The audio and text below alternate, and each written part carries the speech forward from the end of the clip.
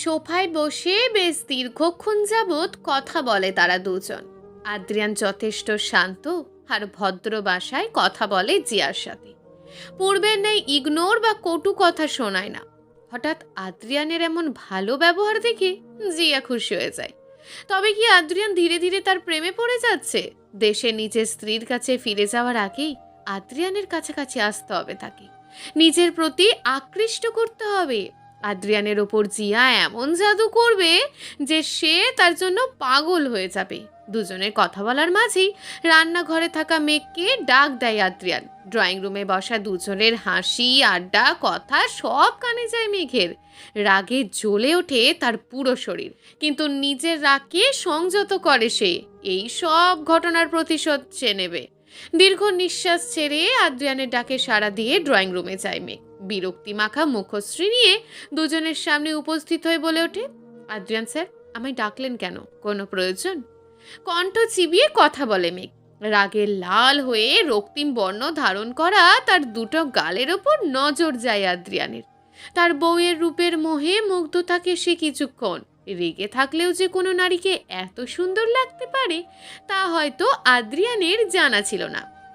মেঘের রাগী মুখ চোখ দেখে মিটমিট করে হাসলো আদ্রিয়ান। এরপর বলে, মেঘ, রান্নাঘর থেকে জিয়ার জন্য এক কাপ কফি বানিয়ে নিয়ে এসো তো। রাগে দাঁত কটমট করে তাকায় মেঘ। কত সুন্দর করে আবদার করলো, জিয়ার জন্য কফি বানিয়ে নিয়ে এসো। মানে মেঘ কি তাদের কাজের মহিলা? রান্নাঘরে খাওয়াবে আবার কফি বানিয়েও আনবে? আদ্রিয়ান ঠোঁট চেপে মিটমিট করে হাসছে। অপর পাশে সোফায় বসে থাকা জিয়া অবাক হয়ে যায় আদ্রিয়ানের এমন যত্নশীল আচরণ দেখে। জিয়া খুশিতে গদগদ হয়ে বলে ওঠে, আদ্রিয়ান, আমি কফি খাবো না, তুমি শুধু শুধু ব্যস্ত হইও না। জিয়ার ন্যাকামি ভরা কথার মাঝে আদ্রিয়ান আর একটু ন্যাকামি করে বলে ওঠে, জিয়া, দীর্ঘক্ষণ ধরে কথা বলায় হয়তো তোমার গলা শুকিয়ে গেছে, তাই একটু কফি খেয়ে নাও। শরীরে থাকা রাগ তীর তীর করে বেড়ে ওঠে মেঘের। দুজনের এমন আদিক্ষেতা যেন আর সহ্য হলো না তার। মেঘ মনে মনে আওড়ায়, ডক্টর আদ্রিয়ান রেদোয়ান, এই দিন দিন আরও দিন আসছে। এই দিন খুন হবে তুমি মেঘের হাতে। আদ্রিয়ানের আশকারায় জিয়ার ন্যাকামো দ্বিগুণ বাড়ল। বেশ কিছুক্ষণ কফি খাওয়া নিয়ে দুজনের মধ্যে মিষ্টি ঝগড়া হয়। পুরো ব্যাপারটা মেঘ কি করে সহ্য করলো তা সে নিজেই জানে। অবশেষে জিয়া হ্যাঁ সম্মতি দিয়ে বলে ওঠে, আদ্রিয়ান, তুমি যখন এত করে বলছো তবে আমি কফি অবশ্যই খাবো। আদ্রিয়ান মেঘের দিকে তাকায়, যে এখন রাগে ফুটন্ত পানির মতন টকবক করছে। আদ্রিয়ান বলে, মেঘ, যাও জিয়ার জন্য কফি নিয়ে এসো। আর হ্যাঁ, অবশ্যই সুগার ফ্রি কফি আনবে। জিয়া কিন্তু চিনি খায় না। যাও। হাত মুষ্টিবদ্ধ করে দাঁতে দাঁত চেপে বলে ওঠে, জি অবশ্যই আদ্রিয়ান স্যার, আপনারা বসুন, আমি কফি বানিয়ে নিয়ে আসছি। আদ্রিয়ান স্যার, আপনি কফি খাবেন? আদ্রিয়ান ভদ্র ছেলের ন্যায় উত্তর দেয়, হ্যাঁ, খাওয়াই যায়। আমার কফিতে সামান্য পরিমাণ চিনি দেবে। আচ্ছা। রান্নাঘরের চুলায় ফুটন্ত পানির দিকে বিক্ষিপ্ত নয়নে তাকিয়ে আছে মেঘ। ইচ্ছে করছে এই ফুটন্ত পানির মধ্যে ওই দুই ন্যাকা শয়তানকে চুবাতে। রাগে হিংসায় তার সারা শরীর আগুন জ্বলছে। জিয়াকে সে পরে দেখে নেবে, কিন্তু আদ্রিয়ান রেদওয়ানকে সে যতক্ষণ না শিক্ষা দেবে তার শান্তি হবে না। বউ সামনে রেখে অন্য মেয়ের প্রতি আলগা পিরিত দেখানো, তাই না? তোর কপালে দুঃখ আছে আদ্রিয়ান। পাশে থাকা কফি পাউডার মিক্সিং করে, এরপর চামচ দিয়ে ক্রমাগত নাড়াতে থাকে। প্রায় 5 মিনিট পর কফি রেডি হয়। গ্লাসে কফি ঢেলে দেয়। জিয়ার কাপে চিনি দেয় না। আদ্রিয়ানের কাপে কফি ঢালার না বিষ ঢালার ইচ্ছা করছে তার। ওয়েট, বিষ না মেশাতে পারলেও মরিচ গুঁড়ো মেশাতে অবশ্যই পারবে। মেঘের মাথায় দুষ্ট বুদ্ধির উদয় হয়। টেবিল ডেস্কের উপরে থাকা গুঁড়ো মরিচের বাক্স থেকে বেশ 3-4 চামচ মরিচ গুঁড়ো মিশিয়ে দেয়। সুন্দর করে নাড়াচাড়া করে। কফির কালার আর মরিচের গুঁড়ো কালারের বেশি পার্থক্য নেই। এরপর সুন্দর করে ট্রের মধ্যে সাজিয়ে কফি নিয়ে চলে যায় ড্রয়িং রুমে। জিয়া আর আদ্রিয়ান বসে টিভির মধ্যে খবর দেখছিল। মেঘ তাদের সামনে টেবিলে কফির কাপ রেখে জিয়ার দিকে মগ এগিয়ে দিয়ে বলে, জি ম্যাম, আপনার কফি। জিয়া মগের হাতল ধরে তার হাতে নেয় আর কৃতজ্ঞতার স্বরূপ বলে ওঠে, ধন্যবাদ মেঘ। ওয়েলকাম। কফির মগ আদ্রিয়ানের কাছে এগিয়ে দিয়ে বলে ওঠে, কফি। মুচকি হাসি দিয়ে কফির মগ নিল আদ্রিয়ান। পাশে বসলো মেঘ। তাদের দুজনের মধ্যে দূরত্ব খুব সামান্য। জিয়া কফিতে চুমুক দিয়ে বলে ওঠে, মেঘ, তুমি দারুণ কফি বানাও তো, সত্যি অসাধারণ। জিয়ার মুখে প্রশংসা শুনে আদ্রিয়ান দ্রুত কফির মুখে চুমুক বসায়, কিন্তু গলা অবধি পৌঁছানোর আগেই জিভায় কফির অংশ পড়ার সাথে সাথেই অতিরিক্ত ঝালে জিহ্বা পুড়ে যায়। আদ্রিয়ান দ্রুত কেশে ওঠে। হঠাৎ আদ্রিয়ানের এমন আচরণে জিয়া চিন্তিত কণ্ঠে বলে ওঠে, আদ্রিয়ান, কি হয়েছে তোমার? এমন করছো কেন? ঝালে মুখ গলা যেন পুড়ে যাচ্ছে আদ্রিয়ানের, কান দিয়ে গরম ধোঁয়া বের হবে এক্ষুনি। অতিরিক্ত ঝালে তার কণ্ঠ দিয়ে কোনো শব্দ উচ্চারণ হচ্ছে না। পাশে থাকা মেঘ মিটমিট করে হাসছে। হঠাৎ কফিতে এত ঝাল কি করে হলো? যেন মনে হচ্ছে কেউ লাল মরিচের গুঁড়ো মিশিয়ে দিয়েছে। ঘটনার প্রধান দোষী কে সেটা ধরতে আদ্রিয়ানের সময় লাগলো না। রাগী দৃষ্টিতে মেঘের পানে তাকায়। পাশে থাকা মেঘ একটু এগিয়ে এসে আদ্রিয়ানের কানের কাছে ফিসফিস করে বলে, এই কফি যদি সম্পূর্ণ শেষ আপনি না করেন আদ্রিয়ান, তবে এই মেঘ আজ আপনাকে খুন করবে। হয় কফি খান, না হয় ইঁদুর মারার বিষ খাবেন। ঝাল আর ভয়ে আদ্রিয়ানের প্রাণ চলে যাওয়ার উপক্রম। চোখ মুখ লাল টকটকে হয়ে গেছে। আদ্রিয়ানের মুখশ্রীর মধ্যে অসহায়ত্বের ছাপ ফুটে ওঠে, কিন্তু মেঘের পাষাণ মন গলল না। তার চোখে মুখে প্রতিশোধ, তার হিংসা ধরা পড়ল। পুনরায় বিচলিত কণ্ঠে জিয়া প্রশ্ন করে ওঠে, আদ্রিয়ান, কথা বলছো না কেন? কফির মধ্যে কোনো সমস্যা হয়েছে? মনের সব যন্ত্রণা আদ্রিয়ান লুকিয়ে রেখে বউয়ের ভয়ে স্বাভাবিক কণ্ঠে বলে ওঠে, কফি খুব গরম ছিল জিয়া, তাই জিহ্বাটা পুড়ে গেছে। আদ্রিয়ান, সাবধানে খাও। বেচারা আদ্রিয়ান বাধ্য হয়ে পুনরায় কফির মধ্যে চুমুক দেয়। ঝালে চোখ মুখ খিঁচে বন্ধ করে ফেলে। প্রতিটা চুমুক যেন তার জিহ্বা গলা সব জ্বালিয়ে দিচ্ছে। মেঘ কিলার লুক নিয়ে তাকিয়ে মিটমিট করে হাসছে। কফি খাওয়ার মধ্যে হঠাৎ টিভির মধ্যে খবর ভেসে ওঠে, এক স্বামী তার প্রেমিকার সাথে কফি খাওয়া অবস্থায় রেস্টুরেন্টে তার বউয়ের কাছে ধরা পড়েছে। স্ত্রী রেগে গিয়ে তার স্বামীকে খুন করে ফেলেছে। নিউজটা শোনা মাত্রই আদ্রিয়ান কেসে ওঠে। জিয়াও দেখে নিউজটা। জিয়া বলে, আজকাল মেয়েরা কত হিংস্র হয়ে গেছে। স্বামী শুধু কফি খেয়েছে বলে অন্য মেয়ের সাথে তার জন্য খুন করতে হবে। অপর পাশে বসে থাকা মেঘও নিউজটা দেখে। মেঘ আদ্রিয়ানের দিকে তাকিয়ে বলে ওঠে, শুধু মেয়েদের দোষ দিয়ে কি লাভ জিয়া? এখনকার স্বামীরা কম শয়তান না, বউ রেখে অন্য নারীর সাথে পরকীয়া করে বেড়ায়। এইসব স্বামীদের খুন করাই উচিত। আমার স্বামী যদি ভবিষ্যতে এমন করে, আমিও খুন করে ফেলবো। ভয়ে শুকনো ঢোক গিলল আদ্রিয়ান। গলা জ্বলে যাচ্ছে তার। এই ঝাল আর সহ্য করা সম্ভব নয়। অতিরিক্ত ঝালে চোখ মুখ কুঁচকে ফেলে সে। মেঘের কথার বিপরীতে জিয়া প্রশ্ন করে ওঠে, মেঘ, তোমার স্বামী মানে ফারহান, রাইট? আচ্ছা মেঘ, তোমার আর ফারহানের বিয়ে কবে? কোথায় প্রথম দেখা হয়েছে? তোমাদের লাভ স্টোরি শোনার বেশ আগ্রহ আমার। মেঘ আদ্রিয়ানের দিকে তাকায়, এরপর ডোন্ট কেয়ার ভাব নিয়ে দুষ্টু হেসে বলে, হ্যাঁ জিয়া, ফারহানই আমার হবু স্বামী। 1 মাস পর আমাদের বিয়ে। আমার বড় আব্বু তার সাথে আমার বিয়ে ঠিক করেছে। কলেজে নবীনবরণ অনুষ্ঠানেই প্রথম দেখা হয়েছে আমাদের। মেঘের কথা শুনে জিয়া অবাক হয়ে বলে, নবীনবরণ অনুষ্ঠানের প্রথম দেখায় ফারহান তোমায় সমগ্র কলেজের সামনে প্রপোজ করলো? মনে হয় লাভ এট ফার্স্ট সাইট হয়ে গিয়েছিল। ঝাল আর হিংসায় শরীর জ্বলে ওঠে আদ্রিয়ানের। মেঘ ইচ্ছে করে এমন বানিয়ে কাহিনী বলছে তা সে জানে, কিন্তু বইয়ের মুখে অন্য পুরুষের নাম সহ্য করা তার দ্বারা আর সম্ভব হচ্ছে না।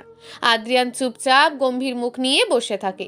জিয়ার সামনে কোনো নাটক করতে চায় না। মেঘ বলে ওঠে, সত্যি বলতে প্রথম দেখায় ফারহানের প্রেমে আমিও পড়ে গিয়েছিলাম।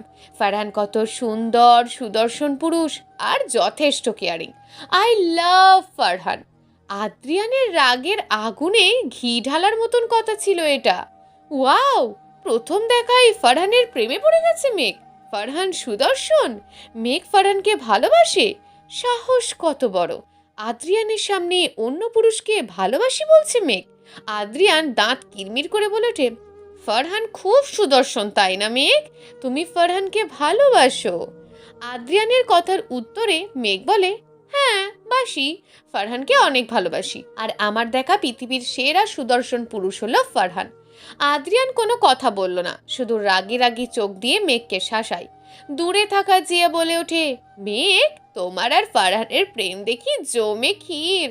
নবীনবরণ অনুষ্ঠানের দিন ফারহান কি সুন্দর করে তোমায় প্রপোজ করলো, হাঁটু গেড়ে গোলাপ ফুল নিয়ে, সত্যি অসাধারণ ফারহান। মেঘ আদ্রিয়ানের চোখের দিকে তাকিয়ে কথার উত্তর দিল, ফারহান খুব সাহসী জিয়া, সবার সামনে নিজের হবু বউকে স্বীকৃতি দেওয়ার সাহস তার আছে। অনেক পুরুষ মানুষ আছে যারা অন্য নারী বা হাজার মানুষের ভয়ে নিজের স্ত্রীর পরিচয় লুকিয়ে রাখে। এই কথা বলার সময় মেঘের চোখে কোনো প্রতিশোধ বা হিংসা ছিল না, কণ্ঠে একরাশ অভিমান আর মনের আড়ালে লুকিয়ে রাখা শত কষ্টের বাহক ছিল। আদ্রিয়ান হয়তো তা উপলব্ধি করলো, চোখ সরিয়ে নিল সে মেঘের ওপর থেকে। জিয়া বলে ওঠেন, যে স্বামী নিজের স্ত্রীর পরিচয় দেয় না, এমন স্বামীর প্রতি প্রতিটা নারীরই ঘৃণা করা উচিত। মেঘ কণ্ঠে আবেগ জড়িয়ে বেখেয়ালি মনে বলে ওঠে, আমিও ঘৃণা করি। ঘৃণা করি এই শব্দটা আদ্রিয়ানের কান অবধি পৌঁছায়। মেঘের অভিমান কষ্ট যে আদ্রিয়ান এখনো দূর করতে পারেনি তা সে বুঝতে পারে। আদ্রিয়ান শান্ত হয়ে কফির কাপে চুমুক দেয়, পুনরায় মুখ জ্বলে ওঠে। কফি শেষ। কথা বলার মাঝে মেঘ তারা দেখিয়ে বলে ওঠে, জিয়া, তোমরা দুজন আড্ডা দাও, আমি দুপুরে রান্নার আয়োজন করি। মেঘ পা চালিয়ে দ্রুত রান্নাঘরে চলে যায়। হাতে থাকা কফি শেষ করে আদ্রিয়ান জিয়ার থেকেও তার কফির মগ নিয়ে বলে, রান্নাঘরে কফির মগটা আমি রেখে আসি, তুমি টিভি দেখো। জিয়া টিভি দেখতে থাকে। আদ্রিয়ান কফির মগ নিয়ে রান্নাঘরে চলে যায়। রান্নাঘরের টেবিলে পিঠ ঠেকিয়ে শান্ত হয়ে দাঁড়িয়ে আছে মেঘ, তার মুখে কষ্ট আর যন্ত্রণার প্রতিচ্ছবি। রান্নাঘরের দরজায় প্রবেশ করলো আদ্রিয়ান। মেঘ মুখ তুলে দেখল, অতিরিক্ত ঝালে আদ্রিয়ানের মুখ লাল হয়ে গেছে, ঠোঁটজোড়া ঝালে ফুলে উঠেছে, কান লাল হয়ে গেছে। আদ্রিয়ানের প্রতি মায়া হয় মেঘের। যতই রাগ অভিমান দুঃখ থাকুক, এই পুরুষটিকে সে ভীষণ ভালোবাসে। পাশে থাকা পানির গ্লাস এগিয়ে দিয়ে বলে, পানি খেয়ে নিন। পানির গ্লাস থেকে তৃষ্ণার্ত পথিকের ন্যায় ছুটে আসে আদ্রিয়ান। দ্রুত গ্লাসে সম্পূর্ণ পানি এক চুমুকে শেষ করে ফেলে। এরপর বলে, আরো পানি খাবো, পানি দাও। পুনরায় জগ থেকে গ্লাসে পানি ঢেলে এগিয়ে দিল মেঘ। কিন্তু আদ্রিয়ানের মনে পড়ে আগের ঘটনা। সে পানি খাওয়া রেখে পানির গ্লাস পাশের টেবিলে রাখে, চোখে চশমা খুলে ধরে এক হাত দিয়ে, অন্য হাত দিয়ে মেঘের থুতনি ধরে নিজের কাছে নিয়ে আসে। এরপর ক্ষণিক সময়ের ব্যবধানে ঠোঁটে ঠোঁট বসিয়ে দেয়। অবাকের সপ্তম স্তরে পৌঁছে যায় মেঘ, চোখ বড় বড় করে তাকিয়ে থাকে। হঠাৎ আদ্রিয়ানের এমন আক্রমণ সে আশা করেনি। আদ্রিয়ান নিজে ঠোঁটের ভাঁজে মেঘের ঠোঁট ছুঁয়ে দেয়। মেঘ দ্রুত হাত দিয়ে ছাড়ানোর চেষ্টা করে, কিন্তু কোনো বারণ শুনল না আদ্রিয়ান। দুই ওষ্ঠঝোড়া মিলিত হওয়ার পর আদ্রিয়ানের মুখে থাকা ঝাল মেঘের ঠোঁটে লাগে। ঝালে ঠোঁট জ্বলে ওঠে তার, চোখ বেয়ে অনবরত পানি গড়িয়ে পড়ছে টপ টপ করে। আদ্রিয়ান যেন কিছুই দেখে না, নিজের ঠোঁটে রাজত্ব চালাতে লাগলো মেঘের ওপর। অতিরিক্ত ঝালে চোখ লাল হয়ে গেছে মেঘের, চোখের কার্নিশ বেয়ে টপ টপ করে পানি গড়িয়ে পড়ছে। গোলাপি ঠোঁটদ্বয় লাল বর্ণ ধারণ করেছে। প্রায় 5 মিনিট হয়ে গেছে, তবুও আদ্রিয়ান এক মুহূর্তের জন্য ছাড়ে না মেঘের ঠোঁট। নিজের শরীরে থাকা সমস্ত রাগ হিংসা জেদ সব উপড়ে দেয় তার ঠোঁটের ওপর। সোফায় বসা অবস্থায় ফারহানের প্রশংসায় মেঘের কাল হয়, কিন্তু আর এই যে অসহ্য অত্যাচার সহ্য করা সম্ভব হচ্ছে না মেঘের। একবার ঠোঁট ফাঁক করে নিঃশ্বাস ছাড়ার সুযোগ অবধি দেয়নি আদ্রিয়ান। মেঘের দম বন্ধ হয়ে যাচ্ছে। তার ডান হাত দিয়ে জোরে জোরে কাঁধ ধাক্কা দিতে থাকে মেঘ, কিন্তু আদ্রিয়ান শুনল না। মেঘ তার হাত দিয়ে বিভিন্ন কর্মকাণ্ড দিয়ে বোঝানোর চেষ্টা করে নিঃশ্বাস ছাড়তে পারছে না সে। করুণ চোখে অনুরোধ করে তার ওষ্ঠদ্বয়ের উপর এমন অত্যাচার বন্ধ করতে, কিন্তু সম্ভব হয় না। মেঘের কোনো অনুরোধ আদ্রিয়ানের কানে পৌঁছা যায় না। ধীরে ধীরে আদ্রিয়ান অ্যাগ্রেসিভ হয়ে ওঠে।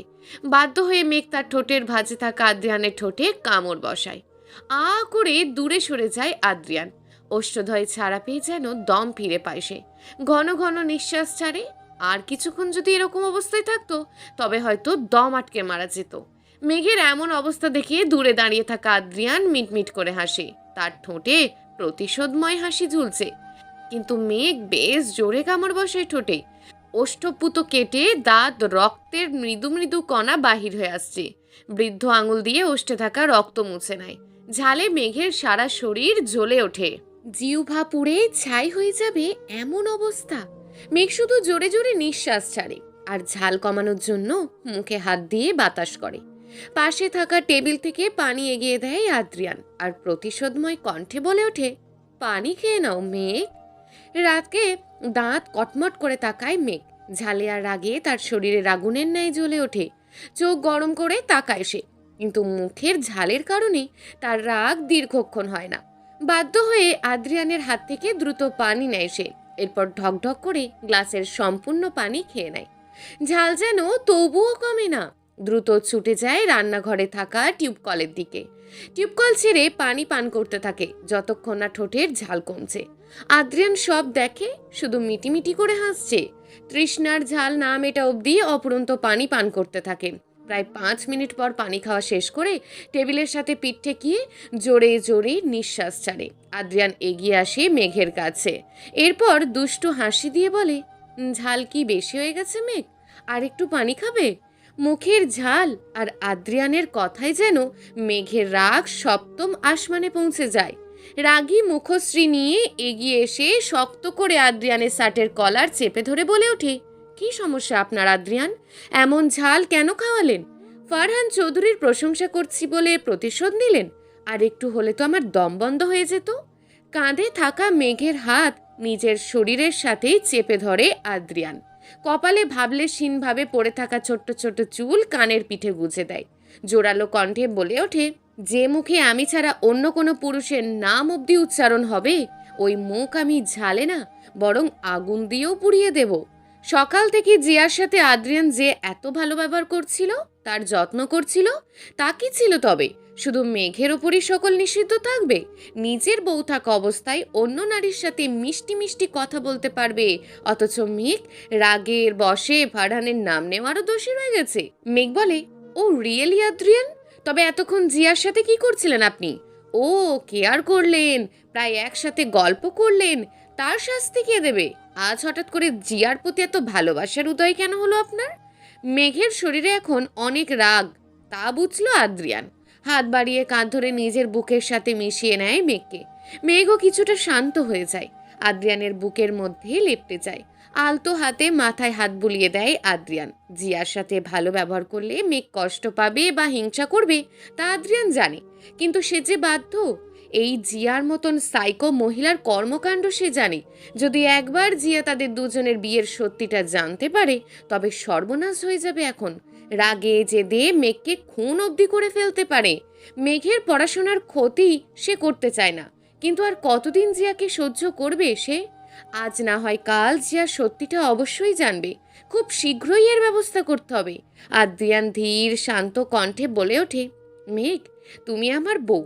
এই পৃথিবীতে একমাত্র তুমি ছাড়া আর কোনো নারীর প্রতি আমি যত্নশীল নই। কিন্তু আমার জীবনে জিয়া একটা ঝামেলা।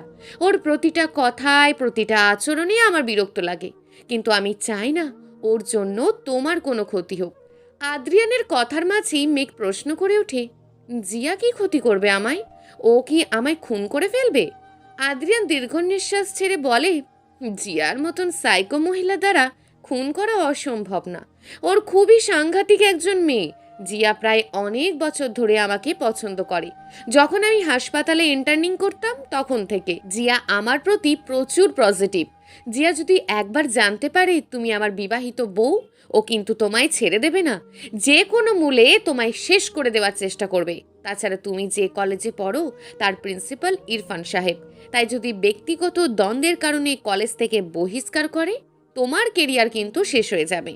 আদ্রিয়ানের সব কথা বেশ মনোযোগ সহকারে শুনল মেঘ। জিয়া যে সাইকো তা সে সুইসাইড করার ঘটনা শুনেই বুঝতে পেরেছিল। তবে আর জিয়ার কথাবার্তা শুনে এমন মনে হয়নি। সত্যি আদ্রিয়ানের কথা কিন্তু মিথ্যে না। কিন্তু কতদিন জিয়ার থেকে লুকিয়ে রাখবে তাদের বিয়ের ঘটনা? মেঘ বলে, আদ্রিয়ান, কতদিন জিয়ার থেকে লুকিয়ে রাখবেন এইসব সত্যি? সত্য একদিন না একদিন অবশ্যই প্রকাশ পাবে। হ্যাঁ, আমি জানি। এজন্যই খুব দ্রুত জিয়ার কোনো ব্যবস্থা করতে হবে। মামার সাথে খুব শীঘ্রই আমি কথা বলবো, ইরফান স্যারের সাথেও। আদ্রিয়ানের বুক থেকে মেঘ মাথা তুলে সন্দেহবোধক দৃষ্টি নিয়ে প্রশ্ন করে, তবে কি এতদিন আপনি জিয়ার যত্ন করবেন? মেঘের কথা শুনে আদ্রিয়ান ঠোঁট টিপে হাসে। এরপর বলে, কেন মেঘ, তুমি কি জেলাস? মেঘ দুষ্ট হাসি দিয়ে বলে, ফারহানের কথা শুনে আপনি জেলাস? মেঘের কথা শুনে আদ্রিয়ান শাসিত কণ্ঠে বলে ওঠে, তুমি পুনরায় ফারহানের নাম নিলে মেঘ? সাহস কত বড় তোমার! তবে আপনিও আর কখনো জিয়ার যত্ন করবেন না। ওর থেকে 2 হাত না 10 হাত দূরে থাকবেন, আর না হলে এই দুনিয়ার মধ্যে আপনি থাকবেন না। আদ্রিয়ান মিষ্টি হাসি দিয়ে ভয় পাওয়ার অভিনয় করে বলে ওঠে, সরি বউ, ভয় পাইছি। তারপর তারা দুজন একসাথে হেসে ওঠে, একে অন্যকে জড়িয়ে ধরে বেশ দীর্ঘক্ষণ। দুপুর 12টা। রুমে বসে ল্যাপটপে কাজ করছে আদ্রিয়ান। রান্নাঘরে দুপুরের খাবারের আয়োজন করছে মেঘ। আজ ছুটির দিন, বাসায় কাজ করার পরিকল্পনা ছিল মেঘের, কিন্তু জিয়া এসেছে মেহমান হয়ে, তাই দুপুরে খাবারের রান্নার আয়োজন ভালো করে করতে হবে। রান্নাঘরে রান্নার সময় জিয়া আসে। দরজা দিয়ে ভিতরে ঢুকে এগিয়ে এসে মিষ্টি হাসি দিয়ে বলে, মেঘ, কি করছো তুমি? দুপুরের রান্নার আয়োজন করছি। ছুরি দিয়ে সবজি কাটাকুটি করে পাত্রে রাখছে। জিয়া টেবিলের সাথে শরীর ঠেকিয়ে বলে ওঠে, আচ্ছা মেঘ, তুমি কি আজকাল খেয়াল করেছো আদ্রিয়ান আমার সাথে ভালো ব্যবহার করছে? তোমার কি মনে হয় আদ্রিয়ান কি আমার প্রেমে পড়েছে? জিয়ার কথা শুনে তরকারি কাটা অবস্থায় মেঘের হাত থেমে যায়। যদিও সে জানে আদ্রিয়ান শুধুমাত্র তাকে ভালোবাসে, জিয়ার প্রতি তার কোনো অনুভূতি নেই। তার প্রেমে পড়বে আদ্রিয়ান? অসম্ভব। কিন্তু তবুও মেঘের কষ্ট হয় এমন কথা শুনে। মেঘ শান্ত হয়ে স্থির হয়ে দাঁড়িয়ে পড়ে। জিয়া আবার পুনরায় প্রশ্ন করে ওঠে, মেঘ, বলো না, আদ্রিয়ান কি সত্যিই আমায় ভালোবাসে? মেঘ শান্ত গলায় ছোট্ট করে কথায় জবাব দেয়, হয়তো। জিয়া মেঘের উত্তর শুনে মৃদু হেসে বলে ওঠে, কিন্তু আমার মনে হয় আদ্রিয়ান আমায় ভালোবাসে না। ধীরে ধীরে ও আমার প্রেমে পড়ে যাচ্ছে। জিয়ার কথা শুনে মেঘের বেশ রাগ হয়, শরীরটা জ্বলে ওঠে। রাগ নিয়ন্ত্রণ করতে পারে না সে। মেঘ পিছনে ঘাড় ঘুরিয়ে বলে ওঠে, জিয়া ম্যাম, একবারও কি আদ্রিয়ান তোমায় ভালোবাসি বলেছে? অতিরিক্ত কেন বোঝো তুমি? একজনের সাথে ভালো ব্যবহার করা মানে কি তার প্রেমে পড়ে যাওয়া? মেঘের এমন কথা শুনে জিয়া অবাক হয়ে যায়। হঠাৎ এমন রেগে গিয়েছে কেন সে? জিয়া বলে, মেঘ, তুমি এত রেগে যাচ্ছ কেন? আমি শুধু তোমায় আমার মনের কথা বলছিলাম। মেঘ শান্ত হয়ে যায়। তার রাগ দেখে হয়তো জিয়া সন্দেহ করতে পারে। মেঘ শান্ত হয়ে যায়। জিয়া বলে, মেঘ, আদ্রিয়ান কি করলে আমার প্রেমে পড়বে? তুমি কিছু টিপস দাও না, পুরুষরা কি করলে খুশি হয়? জিয়ার কথা শুনে মেঘের মুখে শয়তানি হাসি ফুটে ওঠে। তার মাথায় দ্রুত দুষ্টু বুদ্ধি চলে আসে। এই সুযোগ জিয়াকে শিক্ষা দেওয়ার। খুব শখ, তাই না, মেঘের স্বামীকে কেড়ে নেওয়ার? শাস্তি তাকে অবশ্যই পেতে হবে। উকিলের রুমে মুখ গম্ভীর করে বসে আছেন জামান সাহেব। তার সামনে উকিল সাহেব কাগজের ওপর মুখ গুঁজে খুঁটিয়ে খুঁটিয়ে বসে চেক করছে। প্রায় 5 মিনিট পর উকিল কাগজ সম্পূর্ণ চেক করে এগিয়ে দেয় জামান সাহেবের কাছে। এরপর হাসি মুখে বলে, জামান সাহেব, আপনার ডিভোর্স পেপার রেডি। উকিলের কথা শুনে জামান সাহেব হাত এগিয়ে দিয়ে ডিভোর্স পেপার গ্রহণ করেন। পেপার স্পষ্ট দুটো নাম ফুটে ওঠে, আদ্রিয়ান রেদওয়ান আর মালিহা জান্নাত মেঘ। Divorce paper. জামান সাহেবের শরীর ছেড়ে দিয়ে চেয়ারে হেলান দিয়ে বসে পড়ে। উকিল জামান সাহেবের সব অঙ্গিভঙ্গি খেয়াল করে। এরপর বলে, জামান সাহেব, আপনি কি সত্যিই শিওর ডিভোর্স পেপারের বিষয়ে? আদ্রিয়ান আপনার ছেলে, বাবা হয়ে ছেলের সংসার ভাঙার সিদ্ধান্ত নিলেন? জামান সাহেব চেয়ারে বসা অবস্থায় বলে ওঠে, উকিল সাহেব, আপনি তো সবই জানেন। বাবা হয়ে ছেলের সংসার ভাঙতে চাইনি আমি, কিন্তু আমাকে ওই কুলঙ্গার ছেলে বাধ্য করেছে। ওর কাছে বিয়েটা কোনো মজা? একবার বউকে রেখে নিজের ক্যারিয়ারের জন্য আমেরিকায় চলে যাবে, আবার 9 বছর পর ওই বউয়ের সাথে সংসার করতে চাইবে। উকিল সাহেব বেশ দীর্ঘক্ষণ ধরে জামান সাহেবের সাথে কাজ করে, তাই উনি সব জানেন। উকিল বলেন, জামান সাহেব, আমি সব জানি, কিন্তু এখন আদ্রিয়ান যদি চায় তবে সংসার করবে। তবে অসুবিধা কি আছে? অসুবিধা আছে উকিল সাহেব। মেঘ এতিম একটা মেয়ে। ছোটবেলা থেকে ওর অনেক অত্যাচার কষ্ট সহ্য করেছে সে। আমার মৃত বন্ধু বেঁচে থাকলে হয়তো আমার ছেলের মতন এমন কুলাঙ্গারকে তার মেয়ের জন্য বেছে নিত না। উকিল সাহেব বলে, আপনি কি সত্যি মেঘ আর আদ্রিয়ানের ডিভোর্স করিয়ে দেবেন? জামান সাহেব চেয়ার থেকে উঠে ডিভোর্স পেপার হাতে নিয়ে মৃদু হেসে বলে ওঠে, ডিভোর্স না হলেও শাস্তি অবশ্যই হবে। জামান সাহেব কথাটা বলেই উকিলের রুম থেকে বের হয়ে যায়। দরজা দিয়ে বাহির হয়ে উনি পকেট থেকে ফোন বের করে তার পিএকে কল করে বলেন, আমার পরিবারের সকলের জন্য বিমানের টিকিট বুক করো। আগামী 7 দিনের মধ্যে আমরা আমেরিকায় যাব। অপর পাশ থেকে একজন বলে ওঠে, ওকে স্যার, চলবে। গল্প তোমার নামে নীলচে তারা, লেখিকা হিয়া।